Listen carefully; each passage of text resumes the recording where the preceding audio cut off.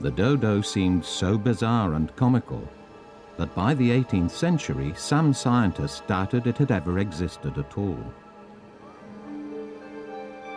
When Lewis Carroll caricatured the dodo in Alice in Wonderland, the bird finally ended up more surreal than real. But ironically, around the same time, evidence was unearthed that proved it had existed. Dug up in 1865, these are the only complete dodo skeletons in the world. With them, Julian can separate fact from fiction and reconstruct what the dodo was really like. Now we have the skeleton of the dodo, we can tell so much more about the bird and how it may have appeared in life. Had a long, sinuous neck, quite an upright stance, and probably stood about 2.5 feet tall. This is very different from the picture that's come down to us from the early drawings. In popular imagination, the dodo is an inept, harmless creature. But the skull tells a different story. The most incredible feature about the dodo was this extraordinarily large head and bill. The horny tip would have been shed and regrown each year for feeding and for fighting. This would have made this bird very fierce indeed. Above all, the skeleton reveals that this bird was obviously flightless.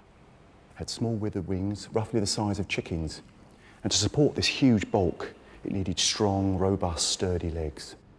Yet one myth dies hard. The Dutch nickname Dodassen, fat ass, seems to have been justified. Because dodos were flightless, they wouldn't have had breast muscles, the important power batteries for flight. So the actual chest would have been quite narrow, and all the weight would have hung underneath, concentrated on the bottom.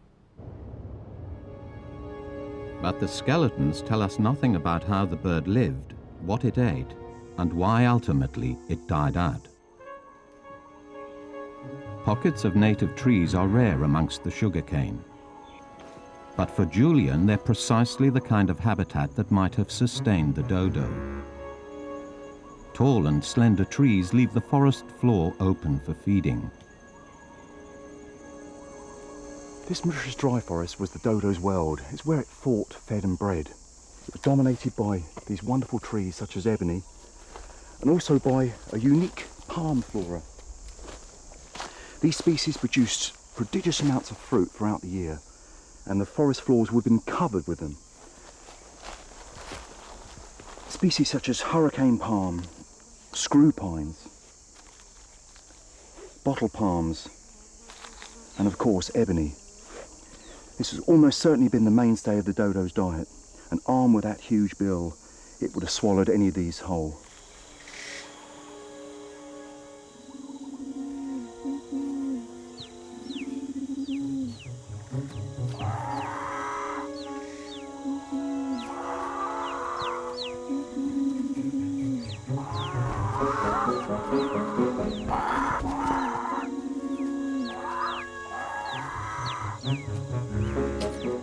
The dodos are constantly on the lookout for fallen fruit, pouncing on it before competitors arrive.